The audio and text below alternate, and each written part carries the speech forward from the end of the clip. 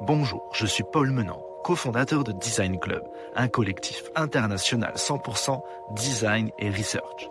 Grâce à la force du nombre, on accélère les projets de nos clients et la carrière de nos membres. Je t'encourage à nous découvrir sur notre site designclub.global. Aujourd'hui, j'ai le plaisir d'animer le podcast Head of Design, un podcast qui met en lumière ces personnalités inspirantes qui définissent les tendances du design. Vous découvrirez leur parcours, savoir-faire et les convictions qui les animent, tout en partageant leurs bonnes pratiques et recommandations. Enfin, si tu apprécies notre démarche et ce podcast, tu peux nous supporter en donnant ton avis 5 étoiles et t'abonner à l'émission pour suivre nos prochains épisodes sur ta plateforme d'écoute préférée. L'expérience podcast est incroyable et vous êtes de plus en plus nombreux à nous suivre et je vous en remercie. Allez, c'est parti. Vous avez laissé votre manteau au vestiaire ? Bienvenue dans le club.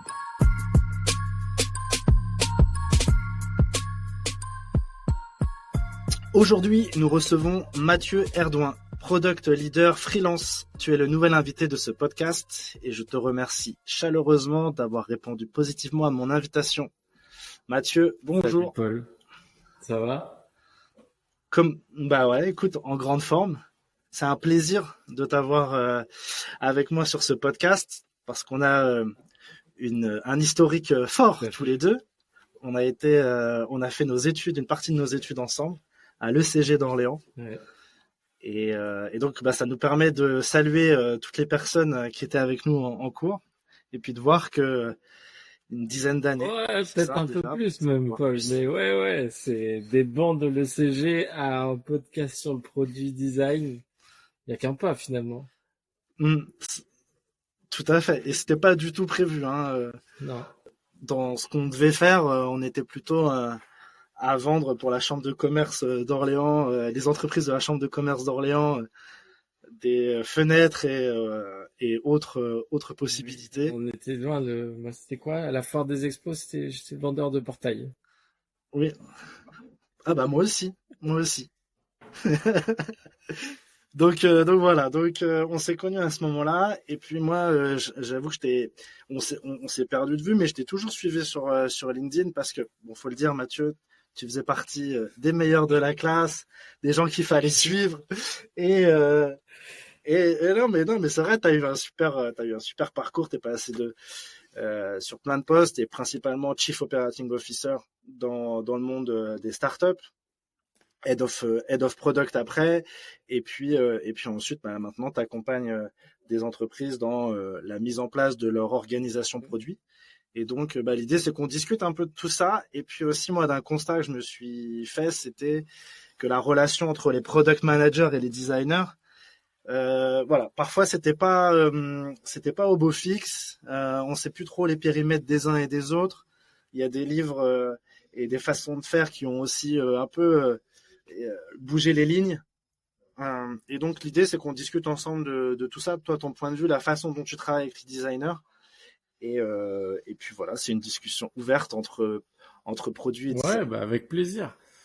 Franchement, moi, ma vision avec le design, elle a été très claire, très simple dès le début, dans le sens où, pour moi, ils ont des compétences que je n'ai pas.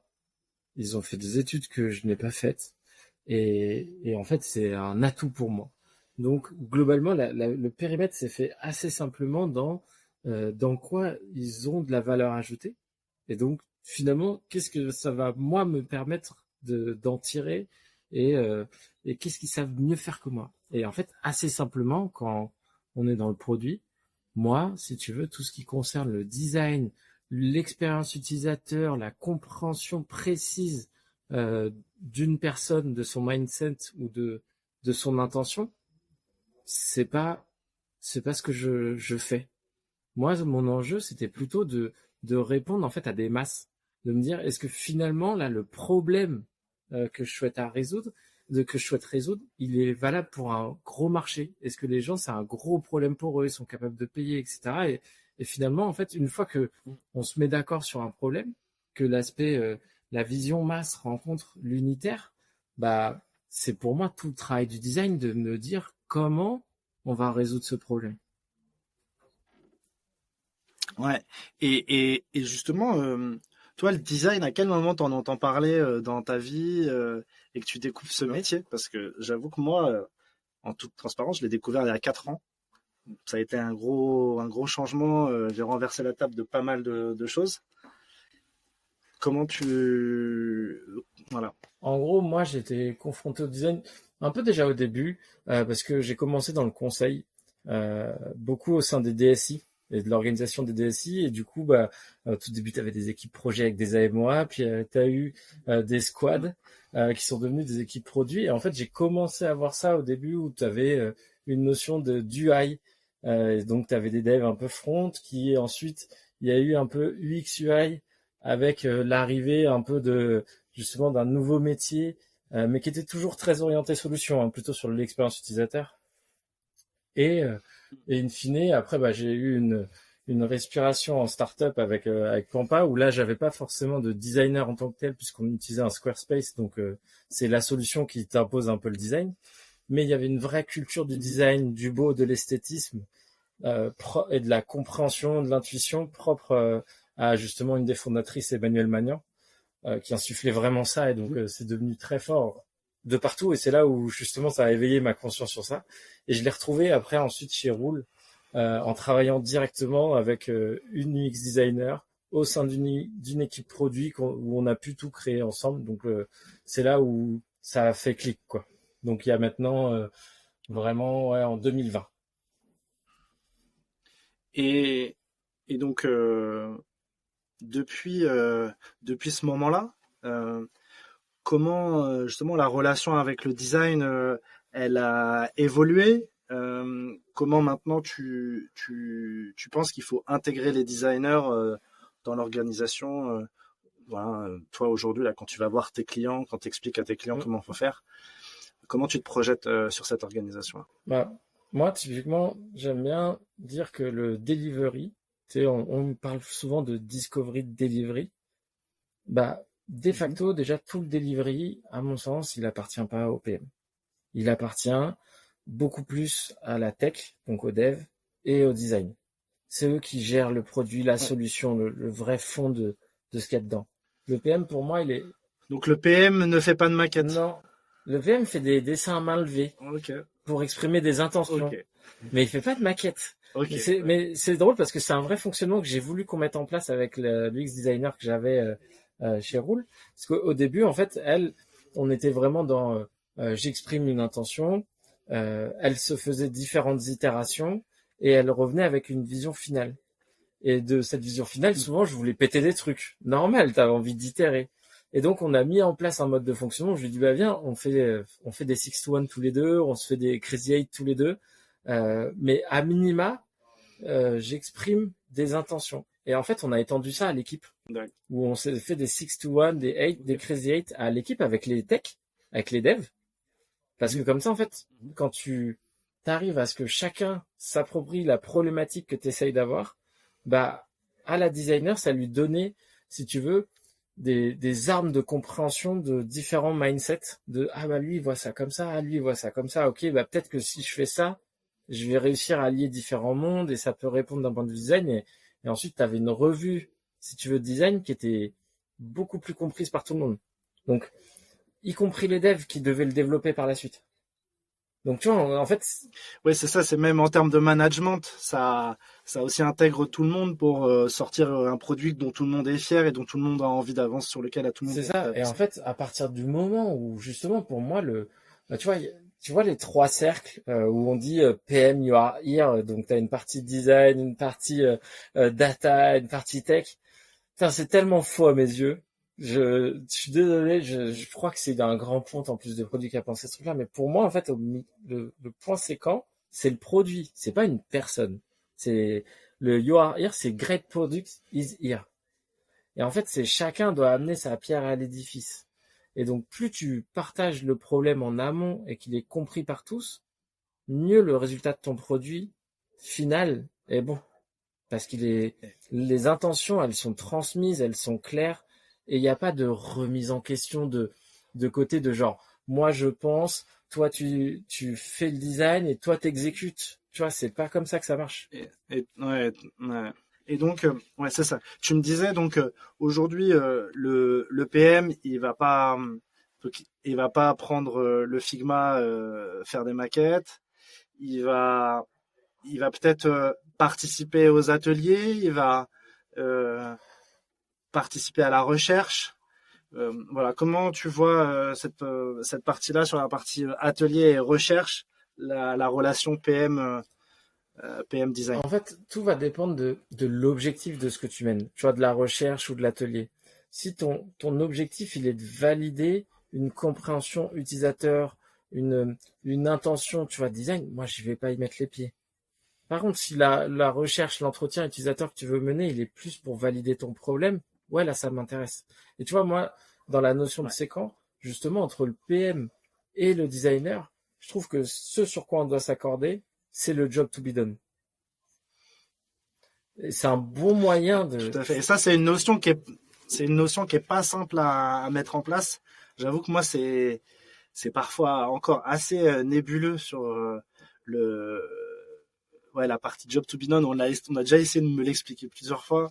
Euh, bon, je pense que tant que tu fais pas une fois l'exercice et que tu fais pas euh, ouais, l'atelier, je pense que c'est compliqué de se projeter. Est-ce que justement toi tu peux nous en parler un peu plus de cette vision job to be done? Bah, ouais, typiquement, tu vois, quand on travaille chez Roule pour un truc, une application mobile qui s'appelle Roule Map, l'idée c'était venir un peu simplifier le quotidien des automobilistes.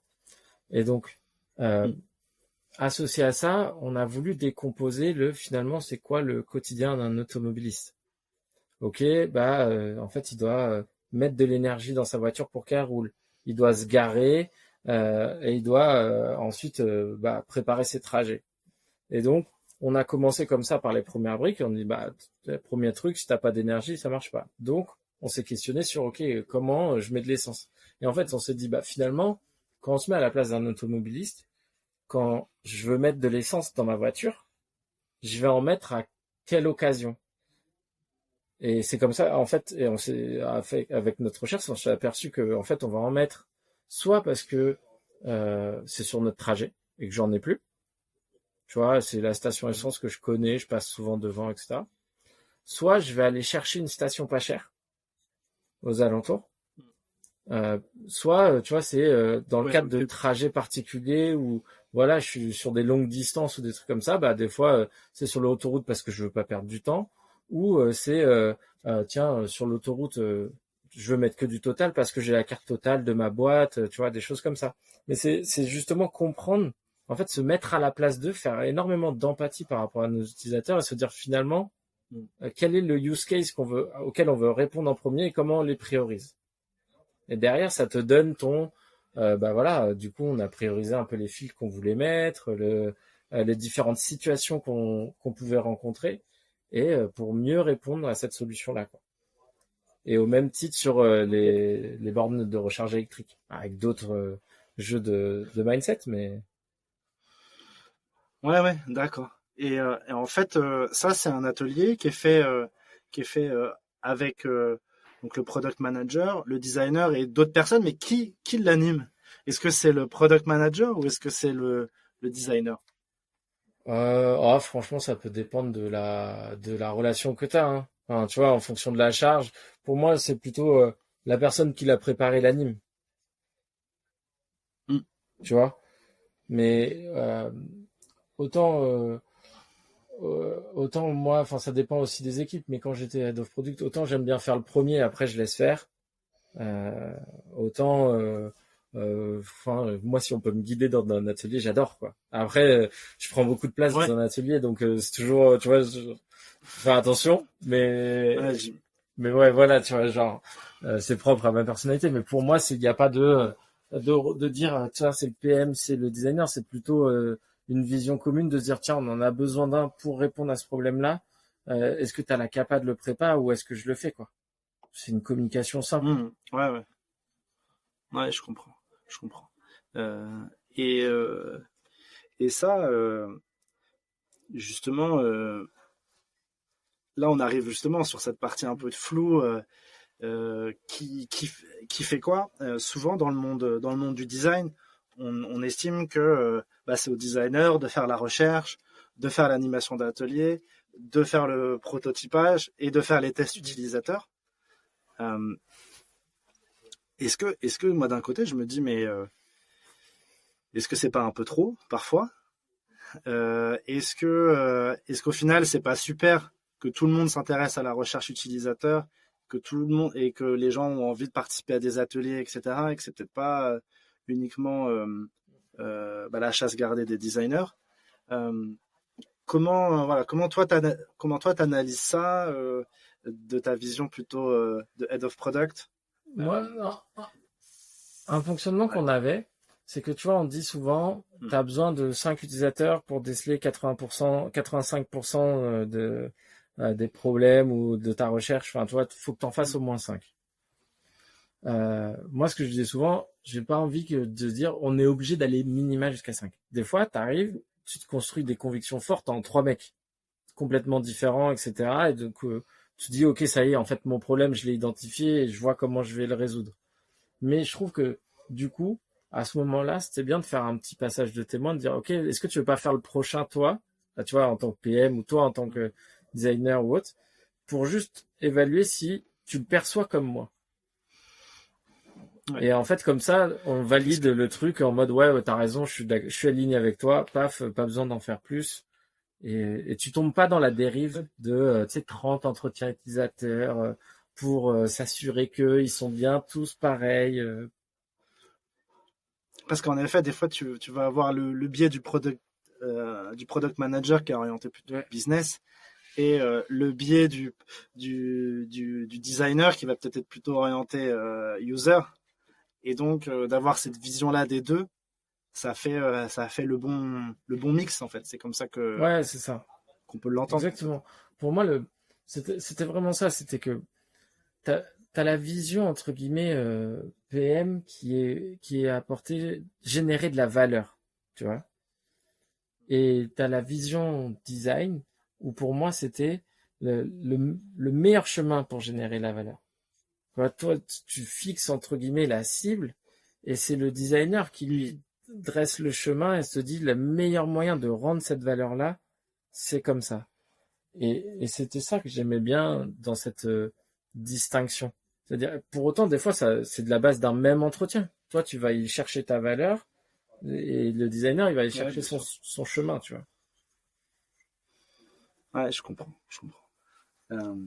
Super intéressant et en fait, c'est vrai que on se rend compte aussi que au final, cette manière de travailler, on sent bien aussi qu'on a besoin d'avoir des gens qui sont dans une bienveillance et dans un niveau d'ego qui soit pas trop énorme pour que l'un se bouffe pas avec l'autre et qu'en fait ça puisse être un vrai binôme plutôt que deux métiers qui vont se confronter et qui vont se demander un peu des oui, quelle est ma place, il veut mon job, enfin je suis assez d'accord que de toute façon, dès que tu commences à avoir des plus grosses équipes, parce que là, tu vois, quand tu es réduit à une équipe, 2 équipes produits, c'est plutôt facile de trouver ta frontière. Mais c'est vrai que quand tu es dans des grosses structures où tu as une équipe design avec 30 personnes, une équipe produit qui a tout autant de personnes et à côté, tu as une équipe tech où c'est le double, c'est peut-être pas aussi fluide que ça a besoin de process et tu vois, de se dire à ton designer, bah tiens, viens avec moi, c'est pas aussi simple que quand t'es juste à côté. Donc ça, je l'entends, mais par contre, là, le fond des discussions ou de la communication, ça doit rester le même.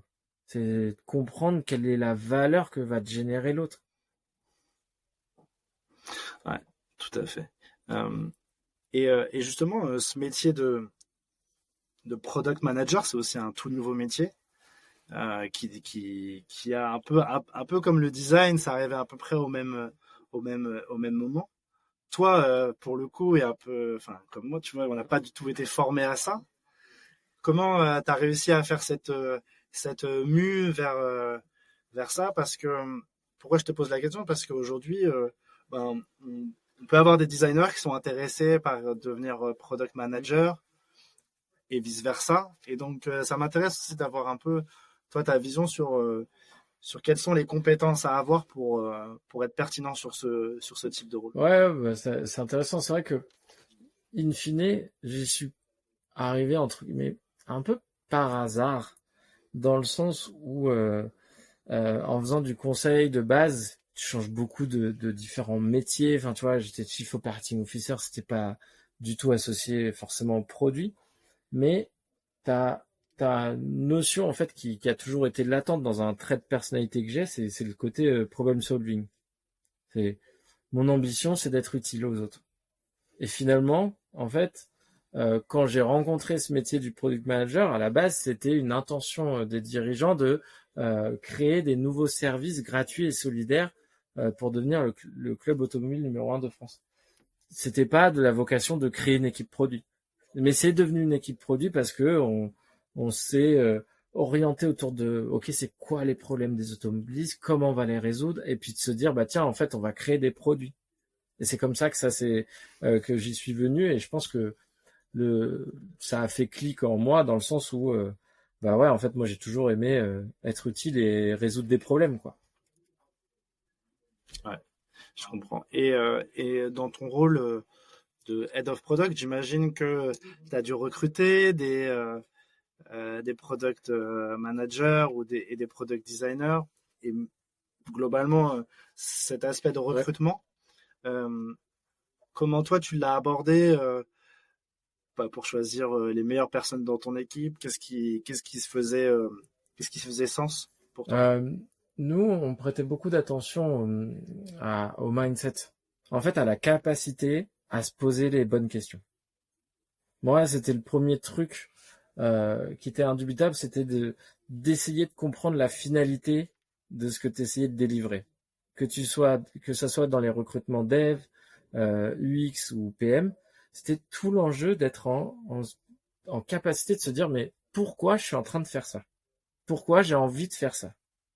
Et donc, à la fin, de comprendre la valeur que tu essayes de générer. Et ça, je considère que peu importe le métier, si tu veux être dans une équipe produit, faut que tu t'intéresses à la valeur que ça doit générer. Et donc, c'était le premier truc important. Et après, en termes de PM, bah, on va beaucoup plus être orienté sur, tu vois, l'organisation d'équipe, l'animation, etc. Un peu comme un rôle des fois de ce qu'on pouvait apparenter avant de Scrum Master, mais tu vois, cette capacité de rassembler, d'unifier. Là où un designer, on va aller des fois beaucoup plus chercher une expertise, une empathie, une sincérité dans les échanges propres à tout designer, parce qu'en fait, eux, leur rôle, c'est toujours de réussir à faire matcher des contradictions. Des fois, le fait de dire, bah tiens, une personne t'exprime quelque chose, mais te montre une autre chose, tu vois, enfin, c'est vraiment genre un juste paradoxe pour eux, quoi. Ils sont tout le temps là à essayer de faire matcher des gens qui sont pas d'accord dans un produit. Une ponctuation pour t'informer que Design Club peut t'accompagner dans le recrutement de ton équipe design ou research. Nous saurons te trouver la perle rare en freelance ou en CDI. Enfin, si tu galères à mettre en place une recherche utilisateur multi-pays, sache que grâce à nos user researchers locaux qualifiés et un peu partout dans le monde, on saura le faire en quelques jours. Tu peux en savoir plus sur notre site designclub.global. Merci de ton attention et bonne écoute. C'est vrai. Donc, tu vois, c'est un peu ça où je faisais mon différentiel en termes de recrutement. Ouais, et justement, pour essayer aussi de comprendre, tu vois, l'idée, c'est aussi dans l'échange, peut-être pour que chacun se comprenne un peu mieux, il faut aussi comprendre les intérêts de chacun. Est-ce que toi, tu pourrais nous expliquer rapidement quels sont les intérêts d'un product manager, peut-être des KPI qu'il a à rendre, on parle aussi d'OKR, toutes ces choses-là. Est-ce que tu pourrais nous donner un peu une hypervision de ça? Bah ouais, grave. En plus, c'est hyper intéressant parce que c'est en plein dedans. Parce que, tu sais, t'as la notion de product-led growth qui a un peu émergé on va dire, ces 2 dernières années, hein, toujours avec les États-Unis en avance, hein. Mais c'est toute la notion de, justement, une fois que tu as mis ton produit en place, ok, tu délivres de la valeur, c'est quoi, finalement, où est mon goulot d'étranglement de performance? Et en fait, quand tu vas analyser la performance de ton produit, tu vas regarder soit sur l'acquisition, Tu vois, est-ce que les mecs savent que mon produit existe? Tu vas regarder sur l'activation, c'est-à-dire la première fois qu'ils y sont confrontés, est-ce qu'ils ont aimé? Tu vois, est-ce que ils ont été trouver la valeur que je voulais leur rendre?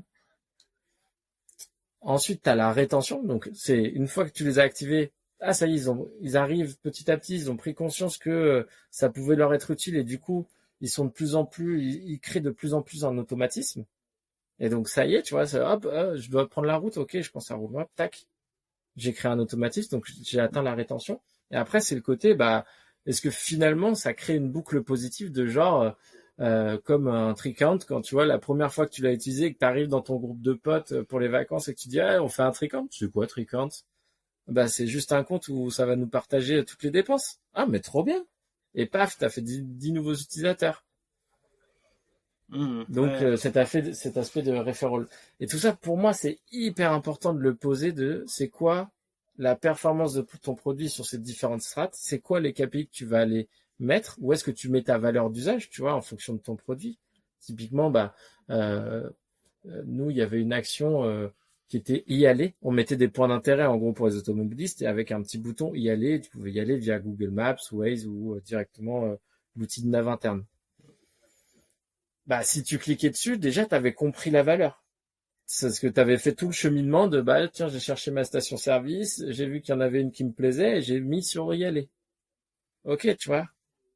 Donc, on trace ça et on s'interroge sur ça. Et après, on regarde dans le temps l'évolution. Est-ce qu'il y a de plus en plus de gens qui y vont? Ah non, il y en a de moins en moins.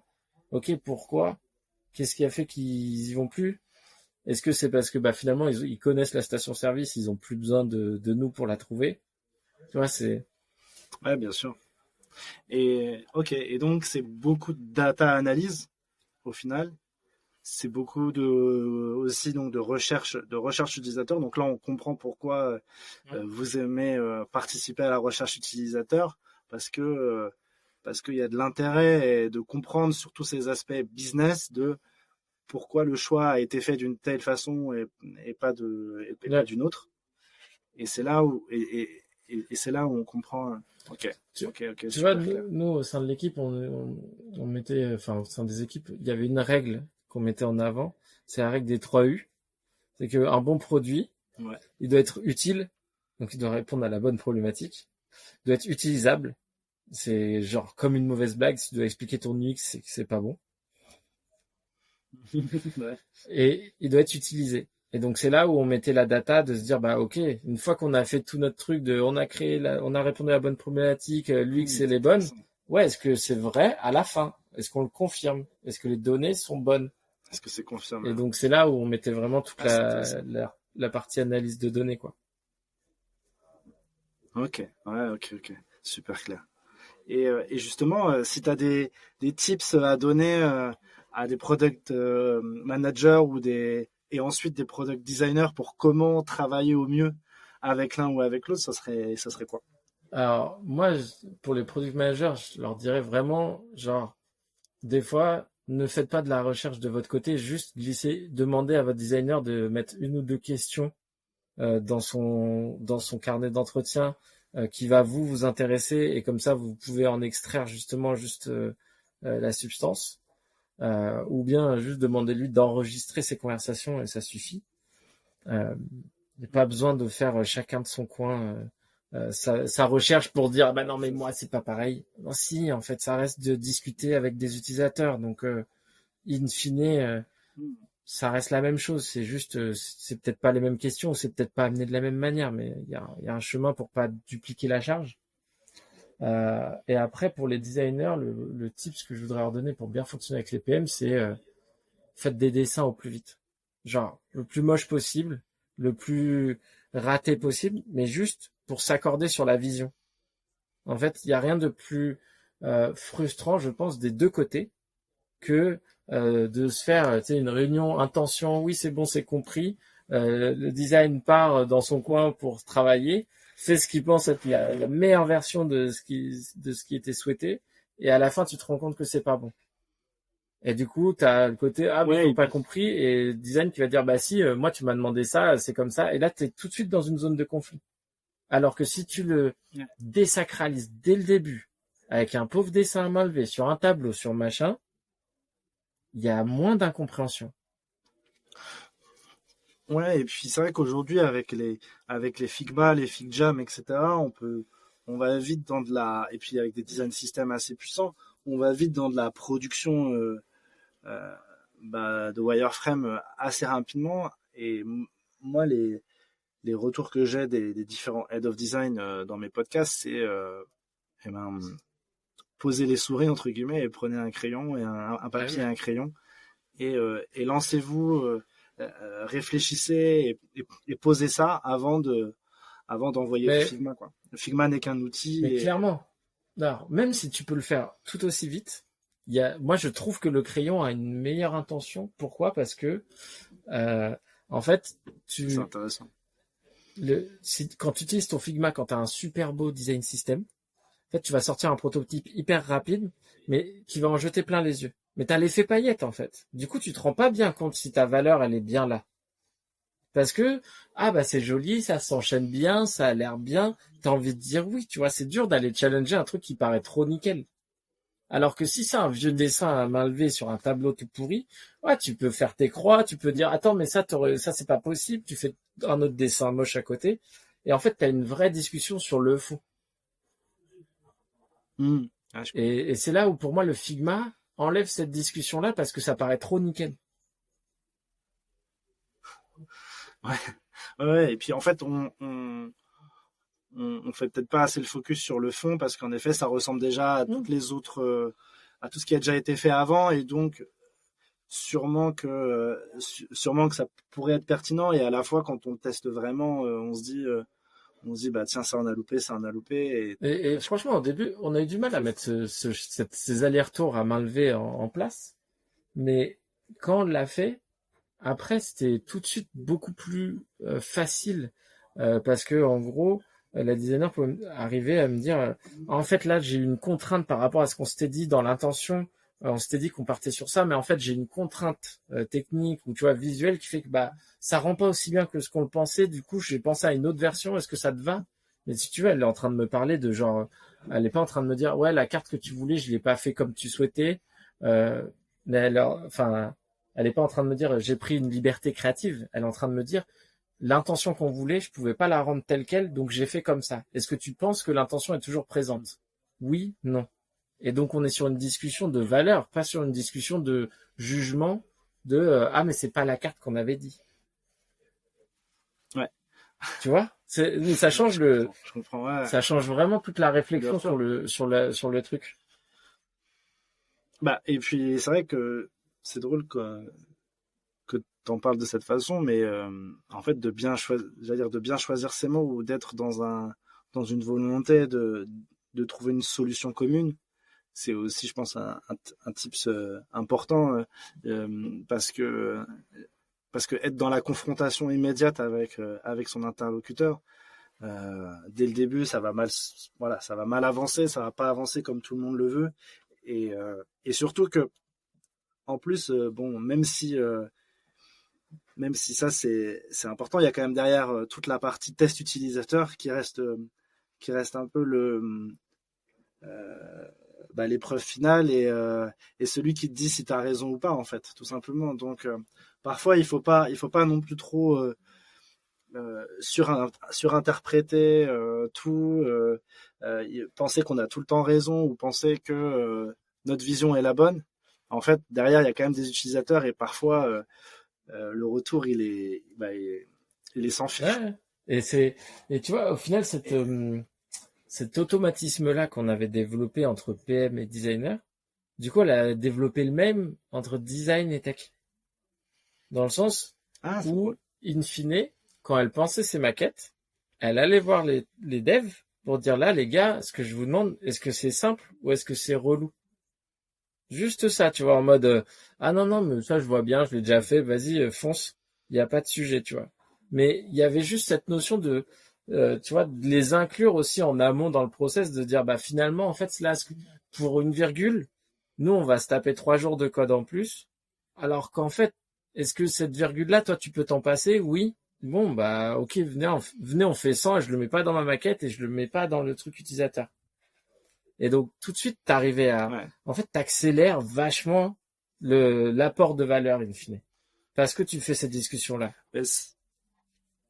Et ça, justement, je sais que intégrer de toute façon toutes les parties prenantes dès le début de chaque évolution, de chaque projet, c'est ultra important. Je sais que sur la partie recherche utilisateur, qu'il y ait le responsable du dev ou certains développeurs qui participent à la restitution de la recherche utilisateur, bah, ça donne énormément de valeur parce que bah, le développeur, il sait pour qui il développe.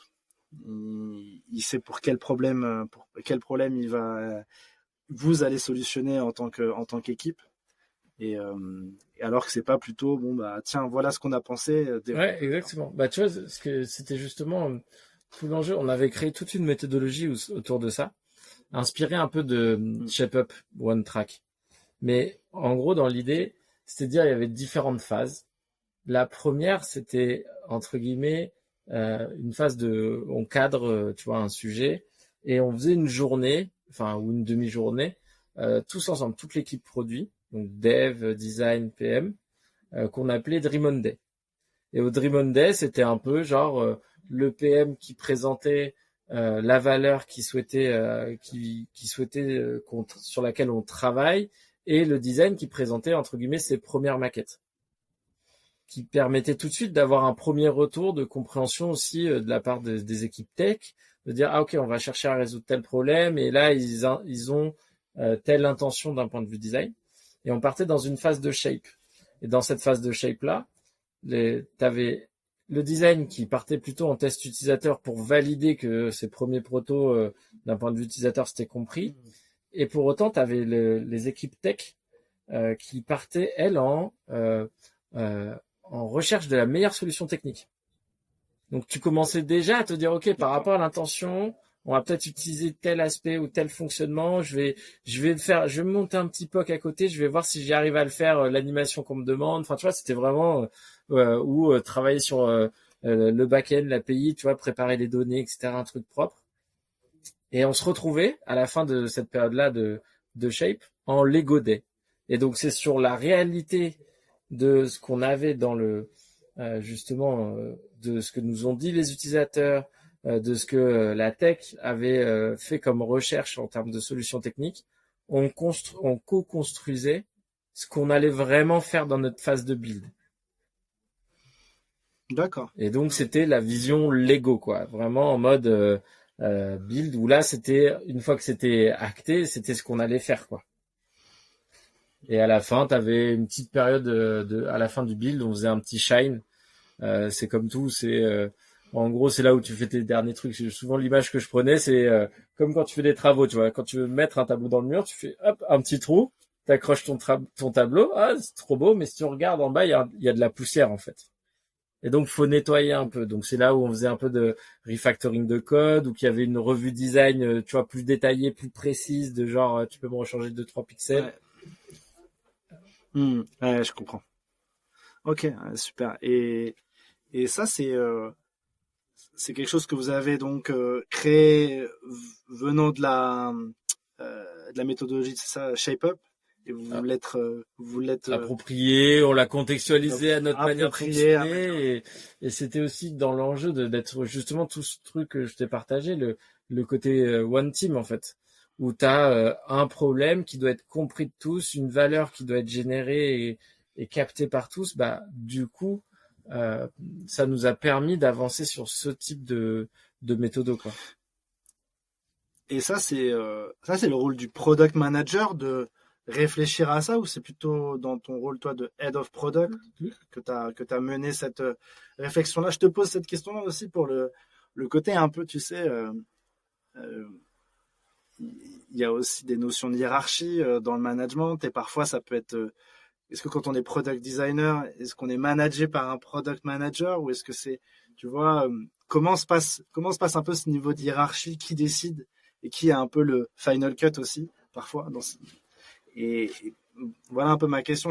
Il y a pas très précis. Je vois bien, parce que après c'est vrai que tu vois ce que je veux dire aussi, parce que ça joue beaucoup. Ces genres de jeux de strat, ils sont importants, ils jouent. Je pense que je l'ai fait en tant que head of product plus au début. Cette vision de la méthodo, etc. Mais c'est parce que aussi, en gros, l'équipe allait se lancer, c'était aussi en construction et moi, je m'étais déjà confronté avant à l'agile et j'y trouvais certaines limites et j'avais peur de tomber dans les backlogs infinis et dans les réunions infinies et j'avais pas envie de ça. Du coup, j'ai eu envie de tester différentes choses et l'équipe m'a fait confiance là-dessus. Mais après, tu vois, ça dépend beaucoup des projets. Tu vois, sur l'équipe média que j'avais, eux étaient plutôt orientés sur justement un produit déjà fini, tu vois, préconstruit avec un headless CMS, etc. Du coup, ça avait beaucoup plus de sens de fonctionner en pur agile avec un backlog parce que tu pouvais délivrer comme ça. Mais par contre, on a mis ces notions de valeur plus sur, ok, c'est quoi la release? Quelle est la valeur qu'on veut résoudre et derrière on mettait un petit projet dans un projet, tu vois. Mais c'est vraiment dans ce rôle de head of product de comment trouver la meilleure méthode par rapport aux équipes, aux produits, au contexte pour qu'ils développent la valeur le plus rapidement possible. Et après moi j'étais directement en responsabilité des UX, mais j'ai toujours eu cette notion de dis ce que tu veux. Enfin, tu vois, moi, je suis pas là en disant je change jamais la carte du chef. Si toi tu me dis en fait, même une fois, je m'étais pris la tête avec une product manager parce qu'elle avait sorti la carte du chef. En fait, c'est toi le chef, donc on fait ce que tu veux. Je dis non, si on part là-dessus, on a perdu. Pourquoi? Parce que moi, je suis juste un individu qui a une conviction. Si on n'est pas d'accord, c'est que d'autres individus, d'autres utilisateurs sont pas d'accord avec ma conviction. Donc foncièrement, on doit réussir à soit s'accorder, soit à se dire on n'adresse pas cette cible-là. Tu vois, parce que toi, individu, tu représentes forcément une masse derrière toi qui est proche ou éloignée de ton produit, mais t'en représentes une. Et donc dans un produit grand public comme les automobilistes, si tu veux, nous, c'était hyper important, quoi. Et donc, la notion de sortir la carte du chef, c'est dire, non, tous ces automobilistes-là ont tort. Non, ça, c'est pas possible, tu vois. Ouais, je comprends. Ah, et ça, c'est vrai que ça peut vite arriver quand on est parfois un peu à court d'arguments ou qu'on n'arrive peut-être pas à se faire comprendre ou à expliquer son propos. Et puis tout simplement aussi parce que parfois on peut pas satisfaire tout le monde aussi. Et ça c'est pour ça. Après c'est leap of faith, tu vois, tu fais confiance en fait. Enfin, t'as recruté ces gens, t'as construit tes équipes ou même si tu les as pas recrutés, tu travailles avec eux au quotidien, tu connais leurs valeurs. S'il te dit mordicus, non, mais non, c'est pas comme ça ou ça marche pas comme ça, c'est pas possible et tout. À un moment, il faut leur faire confiance. Tu as le droit de challenger une fois, deux fois, te dire non, mais allez, t'es sûr, non, viens, on continue, recherche encore un peu. Enfin, tu vois, tu peux titiller, tu vois. Mais à un moment, si le mec qui est mordicus, qui tient une conviction forte, il faut faire confiance, hein, t'es peut-être en tort, quoi. Ouais, bien sûr. Et dis-moi,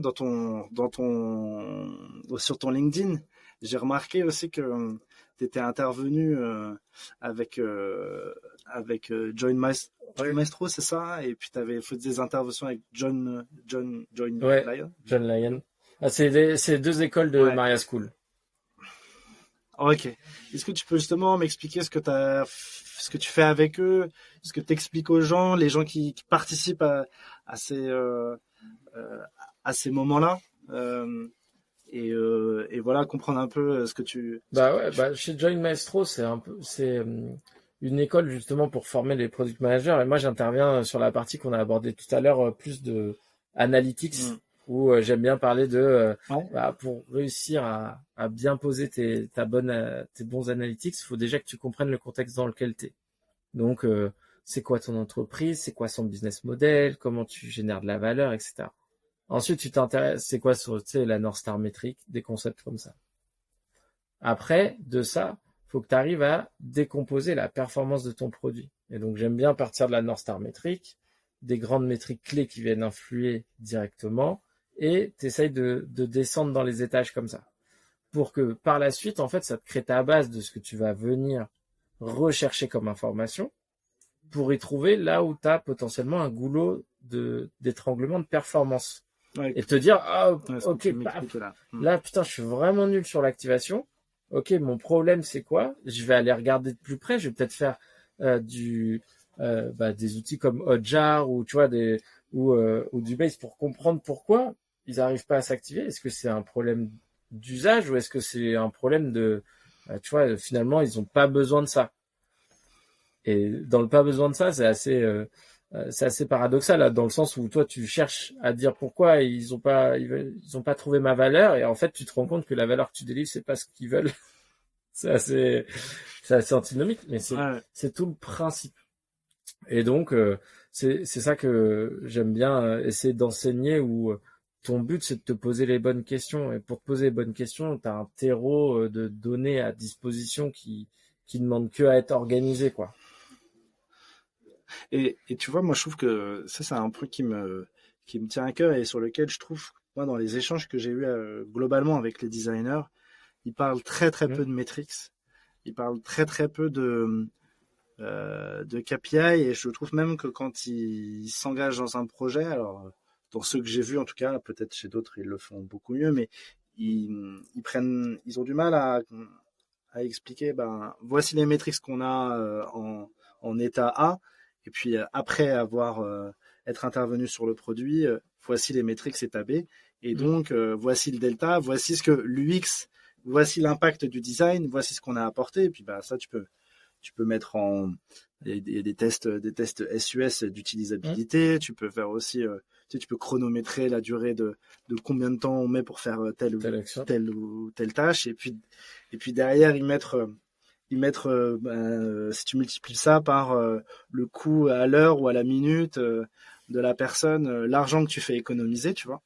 Et ça, c'est des réflexions qui, je trouve, sont pas encore vraiment ancrées chez les designers et qui, pour moi, c'est la clé de tout pour qu'ils arrivent à se faire entendre côté décideur et voilà. Comment toi tu t'analyses ça?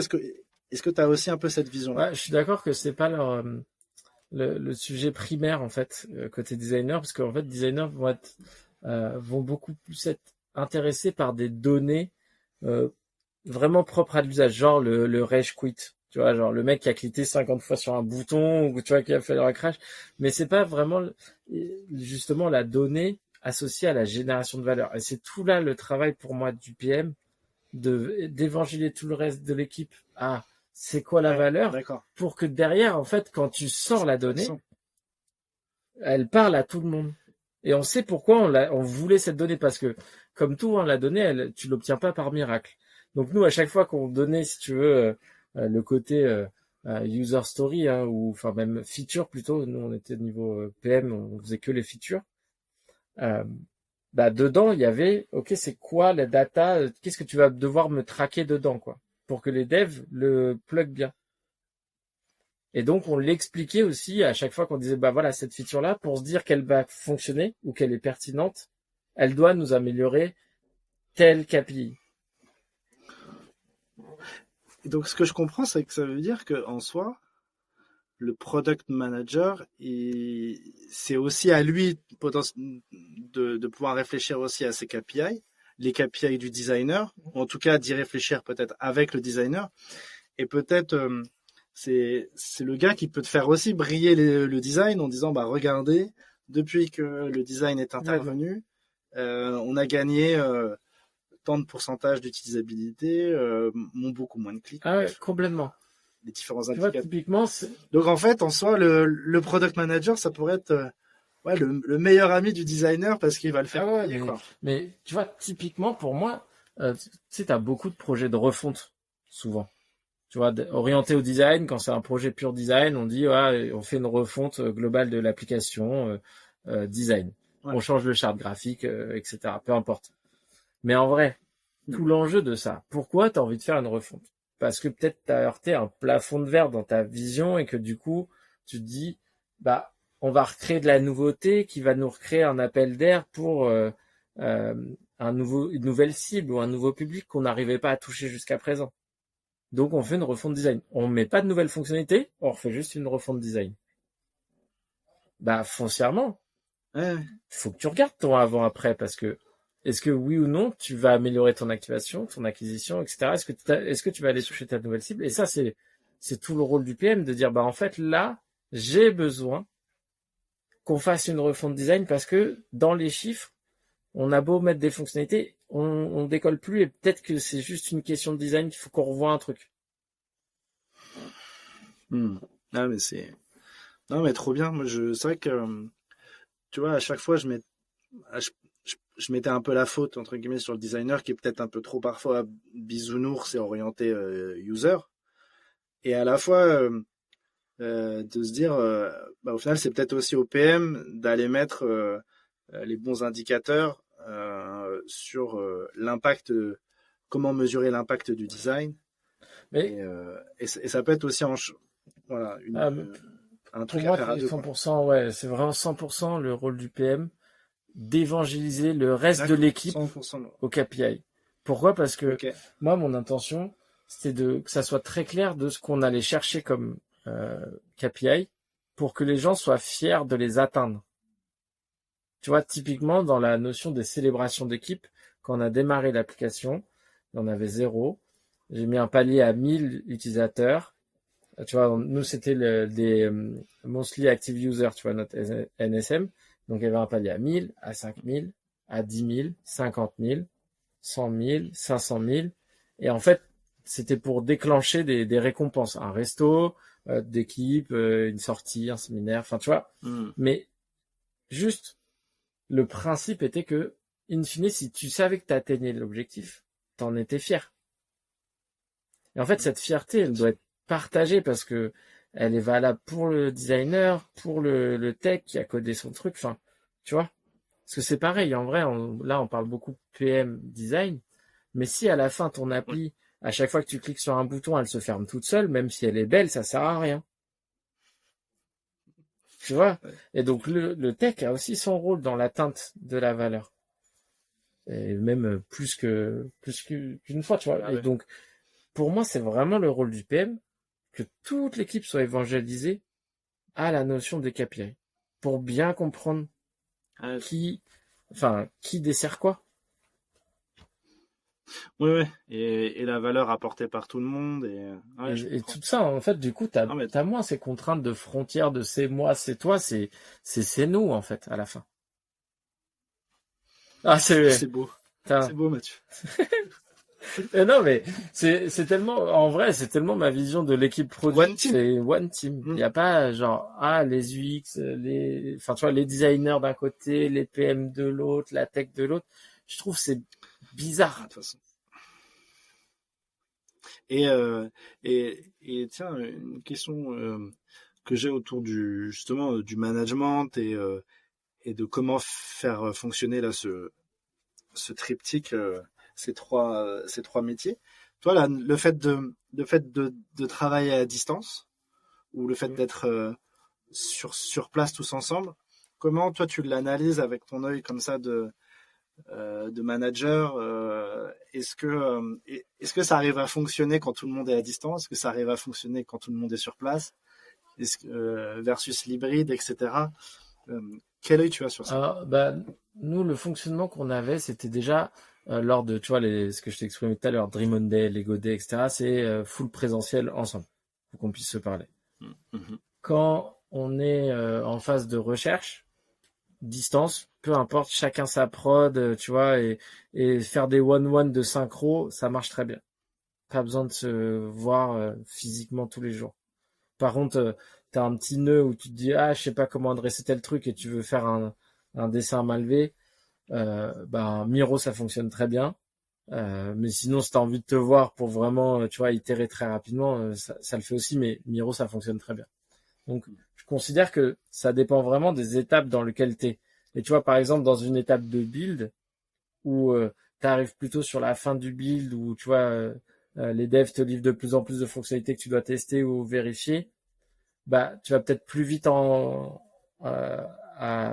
physique.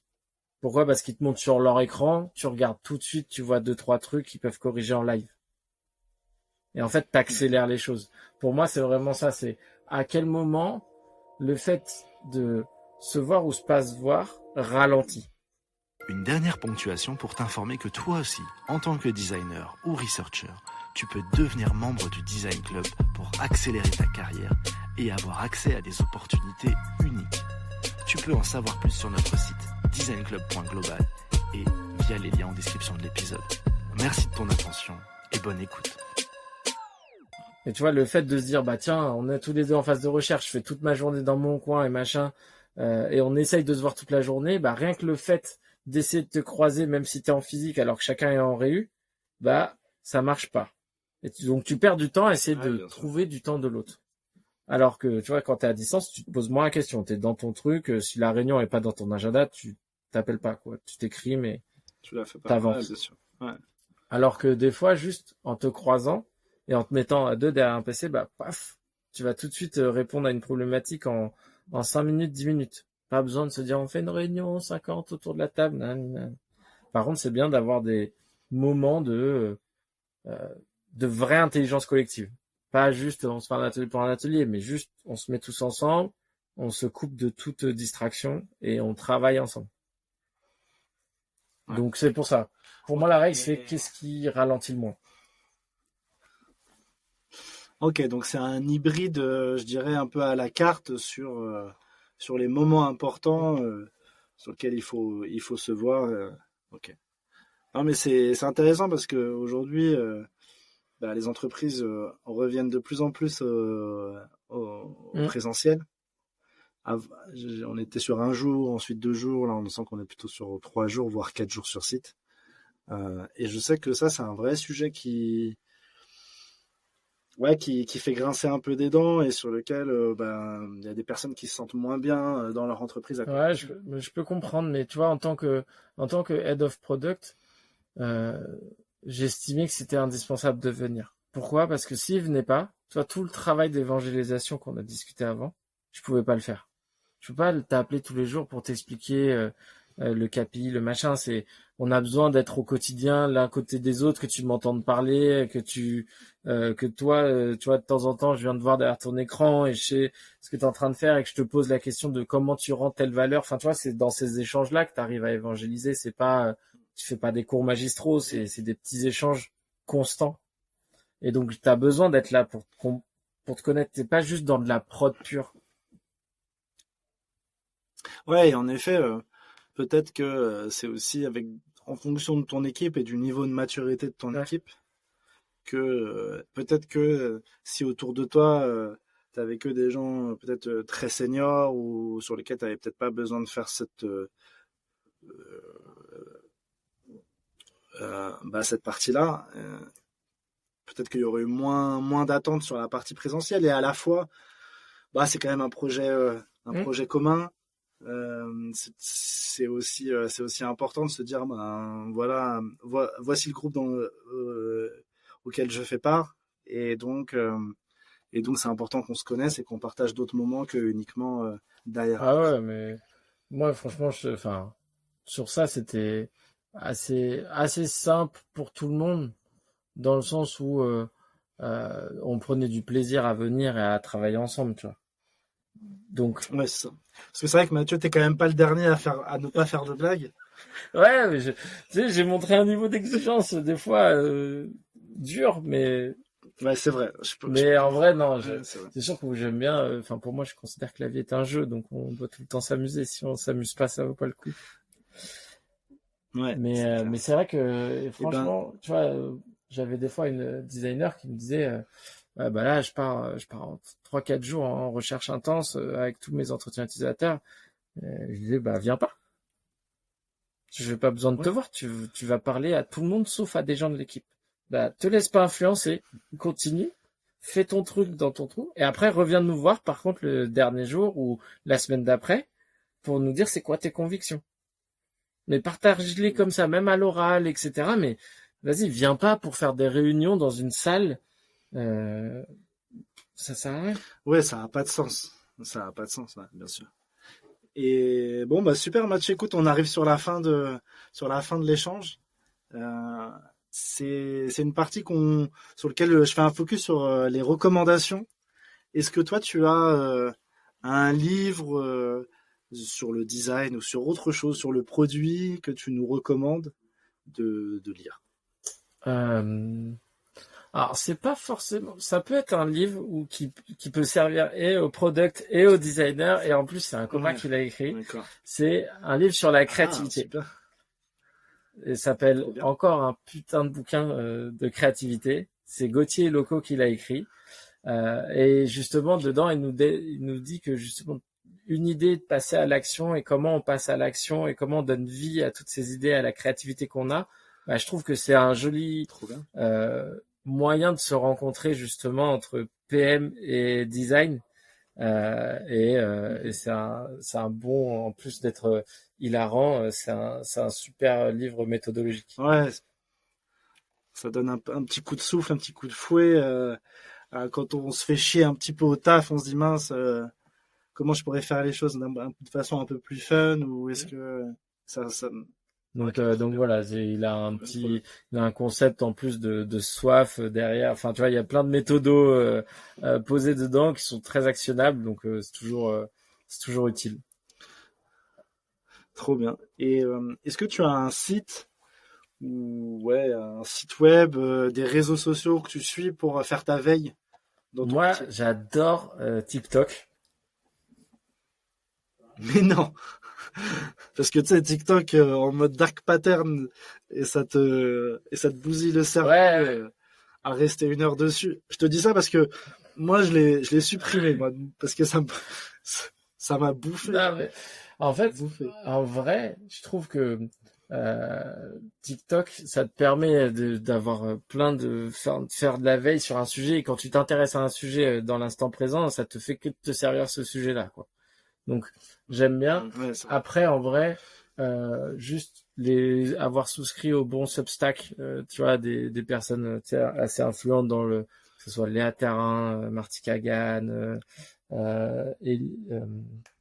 Martha Vosges, qui d'autre, la reine, mince, j'arrive plus à me rappeler de son nom, mais euh, la reine du product led grosse de Dropbox, merde, moi je le retrouverai, mais tu vois, deux, trois Ouais, Substacks comme ça de temps en temps, euh, ok. ça me suffit, parce que après, en vrai, quand tu veux creuser un concept ou autre, t'es toujours obligé de voir plein de trucs et ensuite de t'en faire ta propre conviction. Parce que si tu prends juste comme ça, parce que un tel a dit que c'était ça qu'il fallait, comme ça qu'il fallait faire de la rétention, ça marche jamais.